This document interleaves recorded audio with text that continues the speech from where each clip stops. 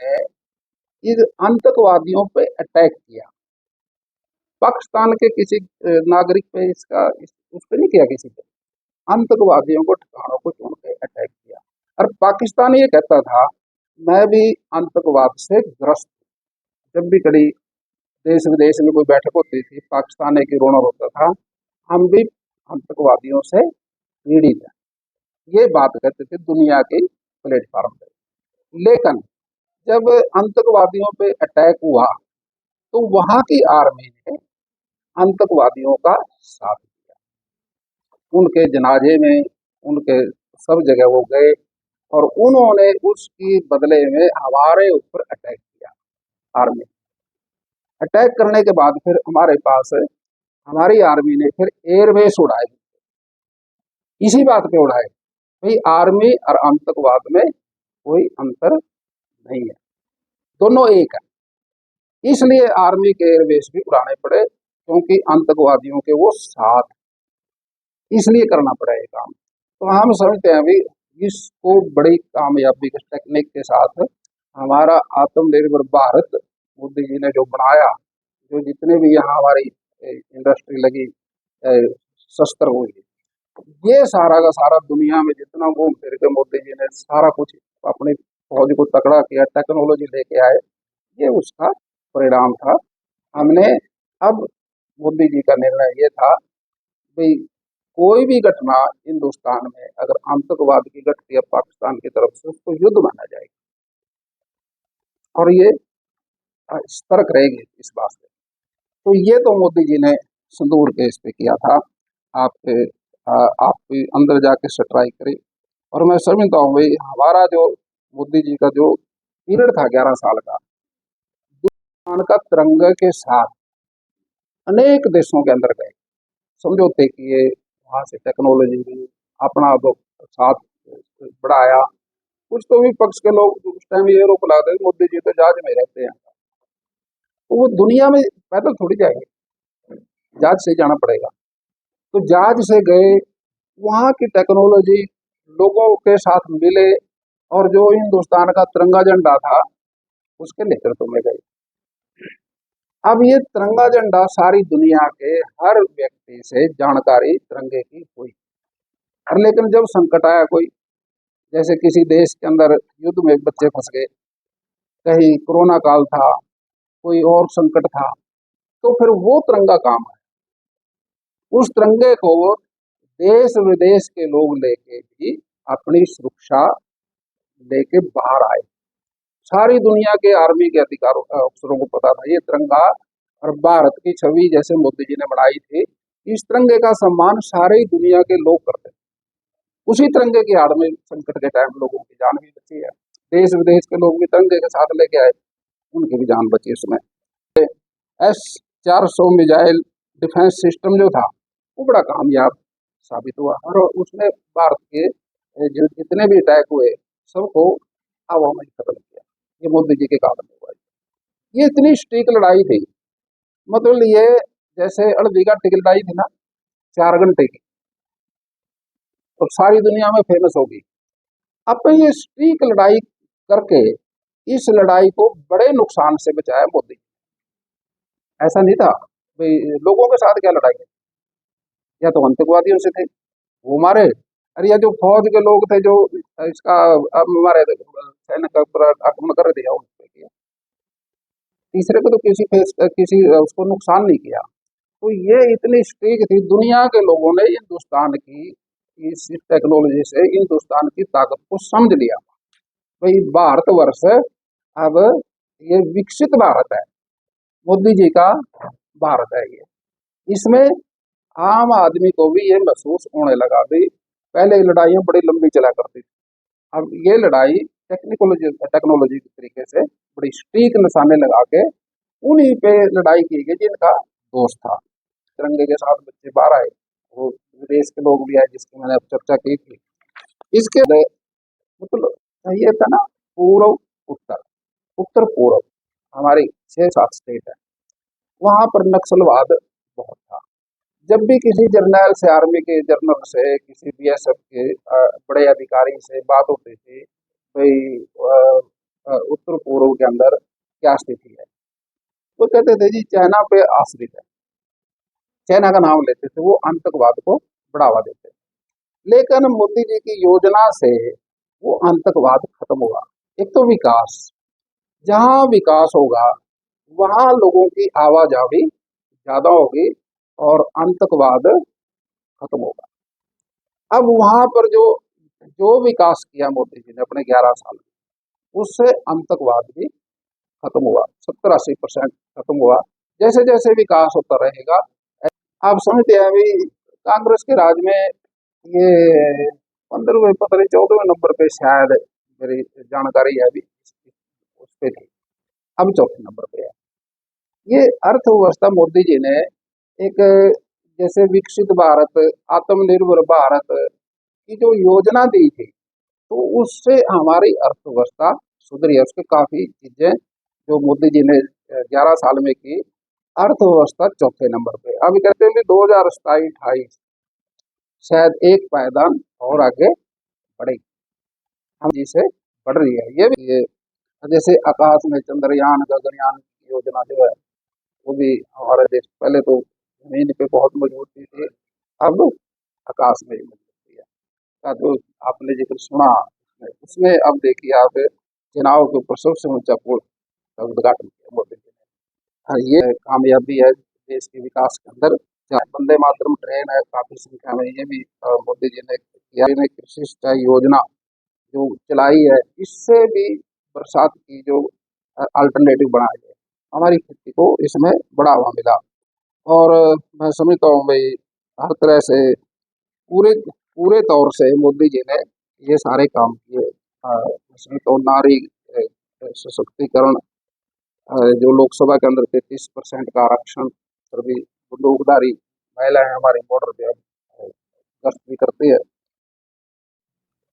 देखिए संगठन की जो बात है ना, संगठन और सरकार ये दोनों अलग अलग है। संगठन बड़ा है, सरकार छोटी है। और जब सरकार और संगठन आपस में मिल जाते हैं, वही लोग संगठन चलाए और वही लोग सरकार चलाए, फिर संगठन कमजोर हो जाता है। आज कांग्रेस का संगठन ही लोगों के हाथ में है जिनके पास सरकार है, तो संगठन कहाँ चलेगा। और सरकार जैसा देखो, देसी सी बात मैं समझाता हूँ। हम रात को सफर करते हैं, आगे से कोई ट्रक आ गया जिसकी बड़ी बड़ी लाइट है, और आगे से कोई छोटी कार वाला मोटरसाइकिल वाला जा रहा है, तो उसकी आंखें चुना जाती है, एक्सीडेंट हो जाता है। जब सरकार हावी हो जाती है संगठन पे, तो फिर संगठन कमजोर हो जाता है। यही कारण है सरकार का, भारतीय जनता पार्टी का संगठन चल अलग है, सरकार अलग है। सरकार और संगठन एक ही रहेंगे तो संगठन बढ़ेगा नहीं। प्रतिपक्ष तो एक एमएलए में चुना होता है, जो उसके एमएलए बैठे हैं वो बैठ के अपना फैसला करें, लेकिन वो शायद स्वतंत्र नहीं है किसी बात को करने के लिए। तो यही यही से अंदाजा ला लो, जो नेता नहीं चुन पाए वो तो कितने एमएलए, 37 है, 37 एमएलए एक अ, अपना विपक्ष का नेता नहीं चुन पा रहे। तो हरियाणा तो 2 करोड़ से ऊपर आएगा संख्या, इसमें कहाँ बढ़ेगा चलो।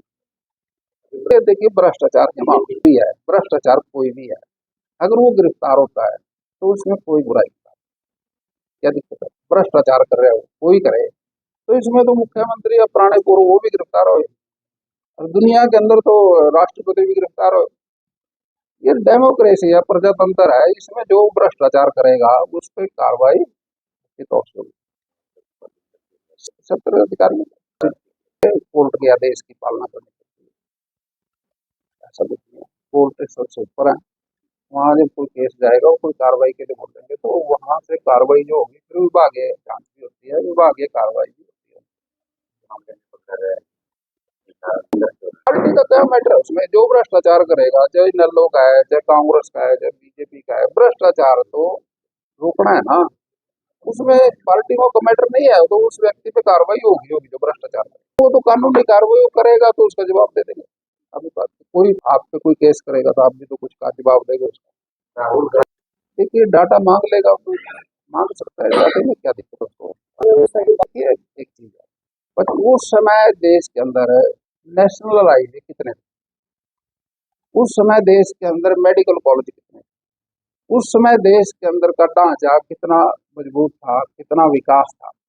अब अभी कोई भी विकास करेगा तो उसको बजट तो उसका बढ़ेगा, ऐसी बात नहीं है, पैसे से ही विकास होता है, लेकिन ये तो एक संकल्प है, करना ही पड़ेगा। मैं समझता हूँ हमारे पास जो जॉइंट फैमिली थी, तो उस समय सारा मुश्किल से कोई देनदारी नहीं थी, तो घर की सारी चीजें थी, घर में सारी पूरी हो जाएगा। जब बाहर आए फिर किसी को गाड़ी ली, किसी ने मोटरसाइकिल ली, किसी ने कॉलेज में एडमिशन लिया, तो खर्चे तो बढ़ेंगे, फिर खर्चे बढ़ेंगे तो फिर किसी से लेना ही पड़ेगा, फिर देना ही पड़ेगा। 144 करोड़ की कि वो तो जो खरीद रहा है ये शुरू से है, ऐसा नहीं है कि कोई भारतीय जनता पार्टी के शासन में शुरू हुआ। ये तो गरीब आदमी की एक थोड़ी सी मामूली सी सपोर्ट है।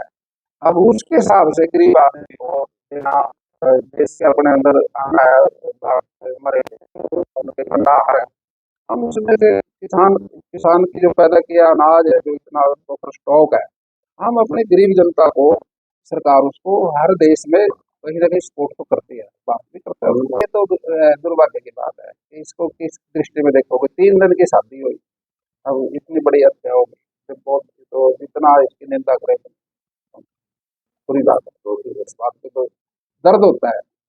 ऐसी घटना जब घटती है, बच्चे हैं किसी के माँ बाप के, अगर ऐसी घटना हो तो माँ बाप पे क्या गुजरे। प्रोग्राम के तहत आज दादरी में आए हैं, तो इस पे हम पूरे देश में चर्चा है, तो यहाँ भी हमारी चर्चा हो गई। मोदी जी का जब से देश के प्रधानमंत्री बने, आज उनके 11 साल पूरे हुए, और मैं समझता हूँ मोदी जी के 11 साल के साथ साथ 13 साल गुजरात के भी हम समझते हैं कि उनका कार्यकाल रहा, और इसलिए वो अहम है 13 साल। जब कोई नेता को मौका मिलता है किसी पोस्ट पे आके, जैसे मुख्यमंत्री बने वहां पे, उनका एक कार्य करने का जो तरीका था, 13 साल में गुजरात को काफी ऊंचाइयों पे लेके गए। और गुजरात को देख के इस देश के युवाओं का भी मन बना था, मोदी जी को लाओ, मोदी जी को लाओ, देश में लेके आओ, उसको प्रधानमंत्री का कैंडिडेट बनाओ तो हम भी वोट देंगे। ऐसा वातावरण देश में बना था। वो क्यों बना था? वो 13 साल का काम देख के युवाओं का मन बना, और फिर मोदी जी को भारतीय जनता पार्टी ने युवाओं के उसके कहने पे फिर दोबारा से मौका दिया देश का।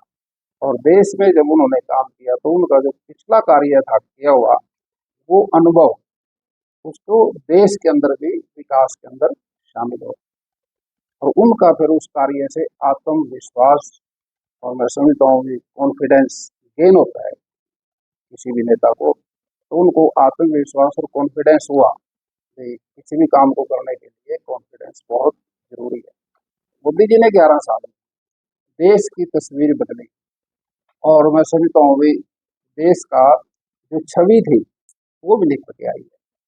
हम कांग्रेस के राज में हर रोज अखबार में देखते थे घोटालों की बड़ी चर्चा होती, 200 घोटाले कांग्रेस के राज में हुए, और आज सेंटर के अंदर हमारे जितने भी मिनिस्टर हैं, किसी पे भी घोटाले का केस नहीं है।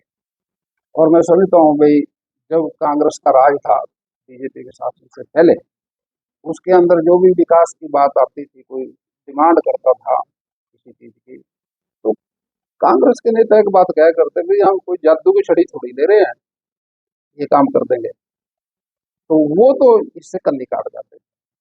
और जिस देश के प्रधानमंत्री राजीव गांधी भी रहे हैं, उन्होंने खुद अपने मुख से एक बात कही थी, भाई हम गरीब आदमी को गरीबी से निकालने के लिए केंद्र से हम उसकी मदद के लिए 100 पैसे भेजते हैं, तो वहां जाते जाते जाते जाते कितने रह जाते समय बता दो भाई।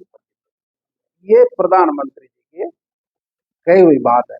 अब आप देख लो उस शासन का जो प्रधानमंत्री है, अगर वो ये कह रहा है बात, ये भाई हम पैसा भेजते हैं केंद्र से गरीब आदमी के लिए, उसको गरीबी से निकालने के लिए, वो पैसा जाते जाते 15 पैसे रह जाता है, 85 पैसे भ्रष्टाचार की भेंट चढ़ जाता है। ये बात तो थी, लेकिन 11 साल के अंदर मोदी जी ने इन सारी बातों को देखते हुए सारा सुधार किया। अब अगर एक एक पॉइंट में बात करें तो ये जो धन जन की योजना थी, पहले बैंक में खाता 1,000 रुपए से खोलते थे कम से कम, लेकिन मोदी जी ने आदेश दिया जीरो बैलेंस पे खाता खुले। ये भी गरीबों के लिए इसने किया। तो मैं समझता हूँ भाई ये बहुत बड़े काम किए, जिसमें सबसे पहले तो मैं आपको अभी जो टॉपिक था अपना, जो भारत ने ऑपरेशन किया सिंदूर के जरिए पाकिस्तान के आतंकवादियों के ऊपर, पहले हमारे देश के अंदर जो पिछली सरकारें वो आर्मी को बॉन्ड करती थी कि तुमने गोली नहीं चलाई, चाहे कोई आतंकवादी है जो कुछ भी कार्रवाई करे इनको कोई सरकार की तरफ से निर्देश। लेकिन इसी तरह से आतंकवाद बढ़ता रहा। जब आप किसी को कार्रवाई नहीं करोगे तो फिर वो चीज रुकेगी नहीं। इसको आतंकवाद को रोकने के लिए जब ये घटना घटी सिंदूर,